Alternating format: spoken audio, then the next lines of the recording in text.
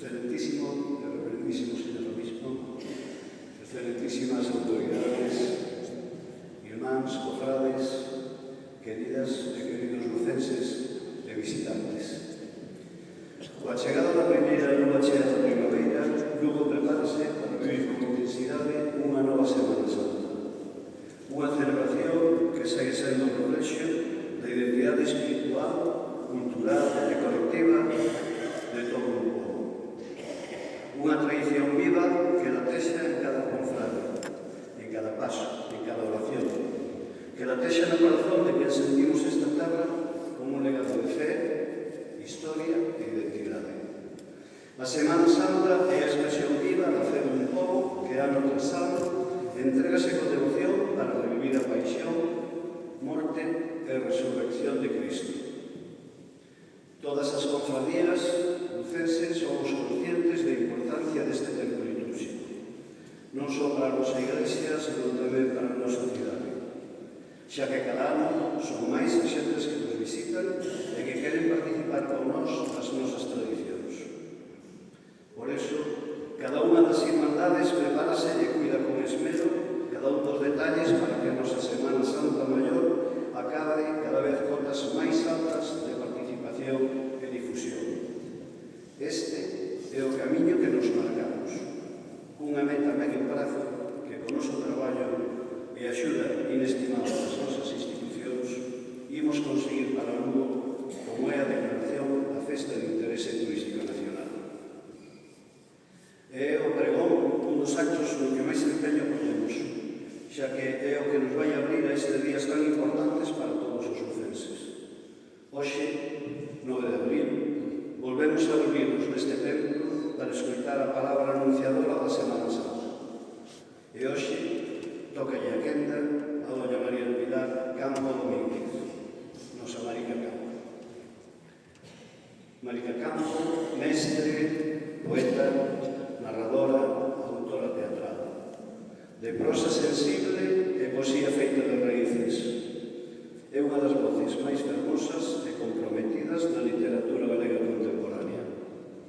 Ademais de participar en numerosas publicacións colectivas con relatos, teatro e poesía, ten editadas as seguintes obras: en poesía, tras as portas do rostro, de Bahía Editorial; Pedinche luz prestada, Espiral Maior; primeiro premio Fil de Carme Nariño; Abracadabras, Edicións do Castro; Premio Fundación Neira Vidas de Poesía Infantil en 2005 e Premio da Asociación de Escritores en Lingua Galega de Literatura Infantil no 2007. Sextinario 36 máis 3 de Sotero Blanco.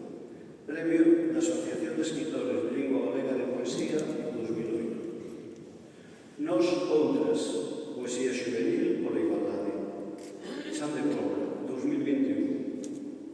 En narrativa, Confusión e Morte de María Valteira, de Bahía Editorial. Memoria para Xoana, Espiral Maior. Premio de narrativa, Concello de Vidalba 2001 e Premio da Asociación de Escritores en Lingua Galega no ano 2003. Crispín do Mar, de Xunta de Galicia. E Xoel aprendeu a volar, novela juvenil, do Obradoiro a Faguara. Noutra dimensión, Editorial Galaxia, Colección Árbol. En teatro, Remexentes non pode con Paxa de Revezos, cadernos da Escola Dramática Galega. Confusión de María Valteira, Biblioteca Francisco Piñado. O Divino Sainete, adaptación dunha obra anónima de Curros Enrique, Biblioteca Francisco Piñado. Tamén é columnista do diario local El Progreso. A súa extensísima obra mereceu recoñecementos como é escritora da Asociación de Escritores en Lingua Galega no 2013 e Premio das Letras da Xunta de Galicia nos Premios da Cultura Galega 2022, entre outros moitos. Ainda que natural do Vago de Mao, provincia, fermosa terra, prácticamente o que tamén a mí, é lucense de corazón. A súa trayectoria está marcada por unha boa lingua e un forte compromiso con Galicia e as súas tradicións que fai que hoxe se converta nun eco perfecto para este emprego. Que o seu pregón sea a chispa que nos guíe cara a eses misterios que imos vivir e a súa cálida voz nos lembre que en Lugo a Semana Santa é unha aperta entre o sagrado e o humano, entre a pedra antiga e o corazón vivo dunha cidade moderna pero que se resiste a perder a súa alma, a súa esencia, reflectida nas súas costumes. Querida Marica, gracias por estar hoxe aquí, gracias por a tua inmediata contestación, e para nós é un verdadeiro orgullo que hoxe ocupes esta aquí. Tú é a palabra.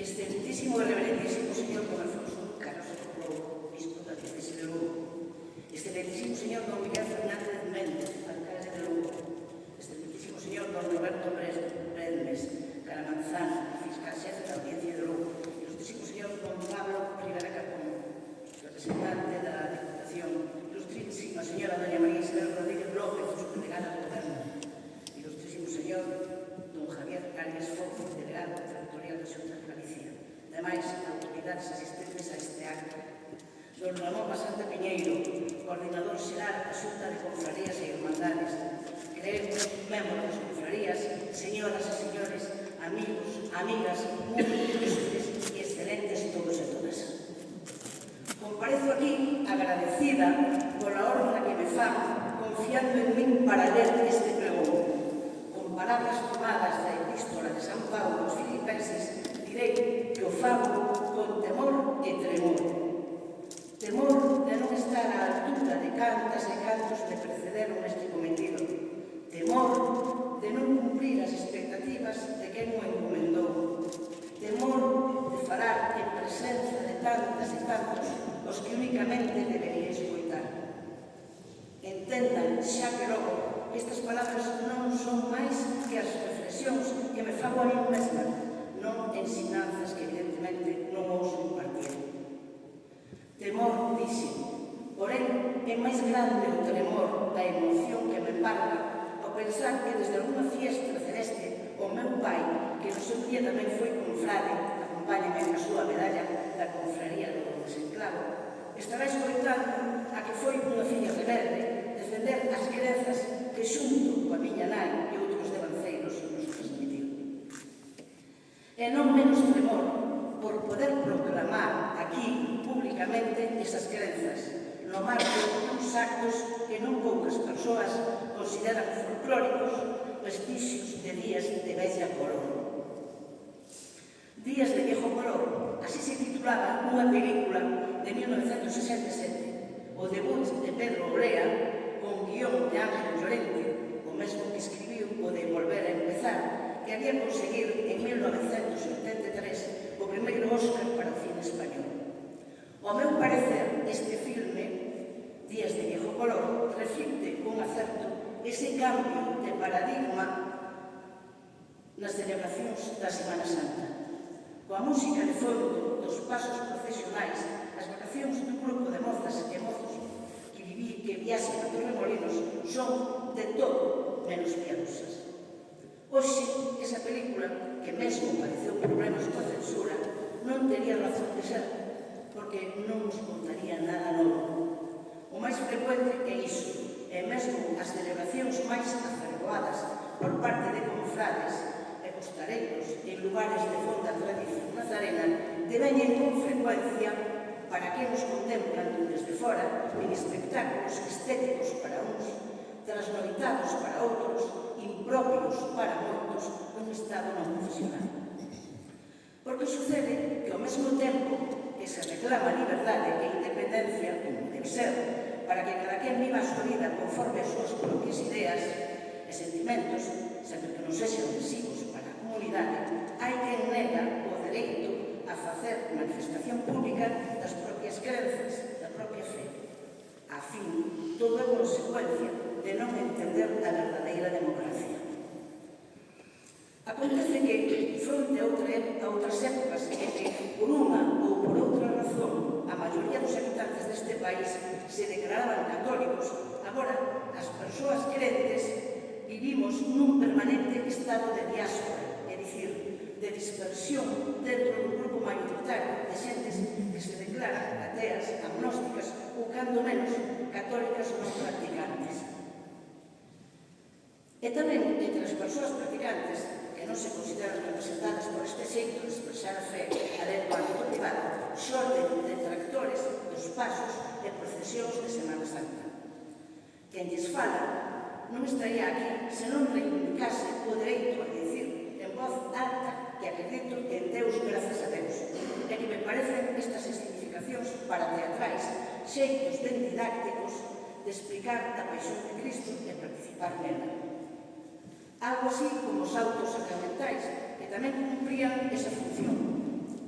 Mais, por si isto non abondase para defender estas maneiras da devoción popular, tal vez conveña traer á memoria o que nos recorda San Mateo no capítulo 12, versículo 20 do seu Evanxeo, a se facer eco do profeta Isaías e referido ao Salvador. Non apagará a mecha que fumea. Dito con outras palabras, é cousa de aproveitar as brasas que quedan entre o remolo para agradecer o nome da fe. Non hai que desbotar nada que nos lembre a historia da salvación. Se que así, as cristianas e os cristianos acreditamos en que onde verdadeiramente se renova o misterio da morte e a resurrección de Cristo é na Eucaristía. E coñecemos tamén, con son de as súas palabras testamentarias, as pronunciadas aquela noite en que ia ser entregado, que todos os mandamentos se resumen no do amor ao próximo. Mas deixo por un pouco os pensamentos trascendentais para perderme polos vieiros da miña memoria e compartila con vostedes. Son a quinta de 8 irmáns e vin con 8 anos estudar nesta cidade onde as miñas irmás maiores xa cursaban bacharelato. Sabía ler, e lera xa moitos e diversos libros da biblioteca da casa. Non era a primeira vez que viña á capital, onde residía boa parte da miña familia materna. Sin embargo, eran as xentes e as paisaxes do Val do Mago, no Incio, as que foran configurando o meu universo simbólico. Así, digo o Domingo de Ramos, e escoito o rumor das bolas de Loureiro a seren amaneadas dentro da igrexa. Ás veces, árboles inteiras no caso dos rapaces. Eles competían por tamaño dos ramos e sempre os máis pequenos éramos as nenas.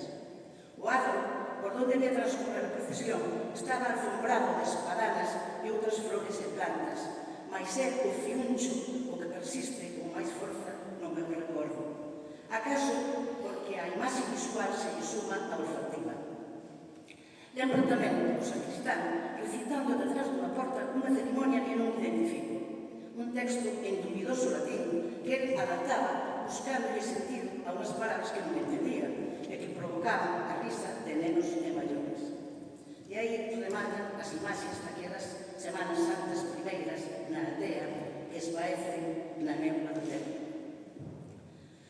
Fronte a elas, as de Lugo eran todo un acontecemento, un espectáculo de grande plasticidade, sobre todo nunha época en que non tiñamos inflación de imaxes, o que xogaba a favor do sombro. A primeira vez que fui os oficios á catedral, debía ser o seu santo, manifestei en voz alta, fundamente admirada: «Mamá, un emperador!»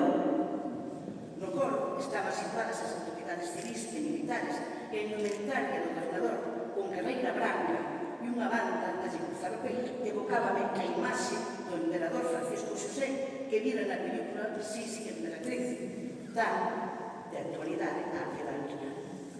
Non recordo se a miña nai, que enseguida me aclarou que era o gobernador, non o emperador, pensaba que era un grego léxico meu ou si identificou a orixe do meu equipo. Non perdíamos ninguna procesión. A presenza poderosa de Don José Ferro, a súa voz potente e imperativa, a organizar a marcha, a manter a orde, é unha constante na evocación de aqueles días. Os nenos caracterizados de romanos, tan metidos no rol, a tranxer os seus tambores e facer soar as trompetas cunha dedicación semellante a dos seus netos xa adultos no ar de grupos de agora. O patetismo das imaxes dos distintos pasos que despois de tantos anos nos seguen a conmover. As cores diversas das túnicas e capirotes dos confrades daquela homes todos. As e os ofrecidos, camiñando descalzos, ás veces arrastrando cadeas que desataban a nosa imaginación a calcular se espiarían unha louca culpa ou estaban a agradecer un gran favor do ceo. A procesión da Burriña, o domingo de Ramos, a Virxe da Esperanza dos Luns, que branqueaba a cidade, os uniformes dos infantes de Marina chegados desde Ferrol para desfilar tras da Nosa Señora e que, na parada diante do cárcere, interpretaban a Santa Mariñeira. Esta parada tiña para nós un interés engadido, porque agardábamos, se cadra, non sen certo morbo infantil, a liberación ou indulto de algún preso. O bo Xesús e o Nazareno Mércoles, a visita aos monumentos, verdadeiro rasaca de flores e recetos do Santísimo Sacramento nas distintas igrexas usuales, o Venres Santo, o desencravo e o Santo Enterro, e despois a procesión dos Caradiños, agora xustamente chamada das Caradiñas, porque está protagonizada maioritariamente por mulleres. Non cito de xeito exhaustivo uns actos que no fundamental perduraron no tempo até hoxe. Son rastrexos na memoria aqueles días da miña nenez e primeira adolescencia marcados pola música religiosa e a ausencia de calquera outro tipo de expansión festiva. Por iso, o sábado pola tarde e o domingo da Resurrección, máis aló do que se celebraba, eran xa de seu un abrir de comportas para deixar fluir outro tipo de sentimentos. Días, polo tanto, outrora como agora, de grandes contrastes, a considerar o sufrimento da carne e a promesa da resurrección que xa se cumpriu en Cristo. A fin, o humano e o divino mestúranse na súa persoa e, por iso, non tería sentido celebrarmos estes misterios de costas á humanidade doente, masacrada, torturada, asasinada, crucificada en tantos e tantos lugares do mundo. Parafraseando o capítulo 4, versículo 20 do Evangelio de San Xoán, se alguén di que ama a Deus, aquel non ve, e aborrece o seu irmán, aquel ve é un mentireiro. Se choramos ao Cristo do Calvario e non nos conmovemos cos mortos de Gaza, de diversos países africanos, como ser Yemen, de Ucraína, de Haití, por poñer só algúns exemplos da crueldade, ou mesmo dos que non por propia vontade participan nesas contendas, somos uns e unhas farsantes. Se choramos con a de Xesús e somos indiferentes á dor das nais que paren fillos e fillas para que nos maten nas guerras que arman outros, vivimos nunha auténtica comedia. Sabía o ben Carlos Enríquez, o noso autor do Resurgimento, do que malia o seu anticlericalismo e a repulsa á ambición do poder temporal da Iglesia daquel tempo, malia todo, digo, se pode afirmar que era profundamente cristiano. Nun artigo do Domingo de Pascua de 1895, publicado no xornal La Tierra Gallega da Habana, cualifica a morte de Cristo como un dos sacrificios máis grandes dos que hai memoria na historia da humanidade. E pregúntase o motivo da súa condena para responder que foi o amor á súa terra tan grande que nunca había en Xudea e se desbordou polo universo, chamando a desfrutar dos seus beneficios a todos os homens. E engane, Xesús non descendeu do Calvario aínda. Como viviu nas sociedades antigas, vive nas sociedades modernas. E conclúe, pero os cristos de agora non son homes, son povos.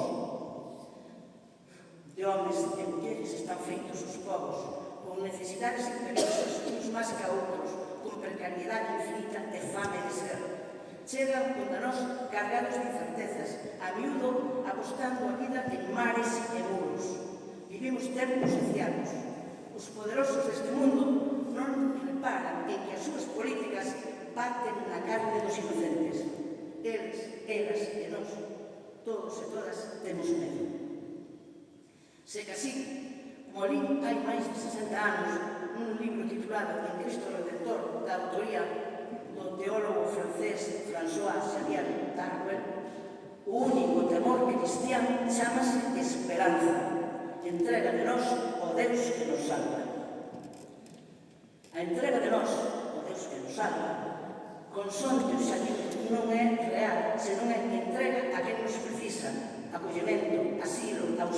portas abertas, pan e amor compartidos. Pan e amor compartidos na paz e no cuidado da terra que habitamos. O único pacto de supervivencia eficaz, o amor. E concluo. Falar da paixón levamos a falar de compaixón, mesmo sen empregarmos esa palabra. A compaixón non é sentir pena desde fora por quen sofre, senón sentir con quen sofre, calzar os seus zapatos, vestir a súa pel e tratar de mudar as realidades opresoras.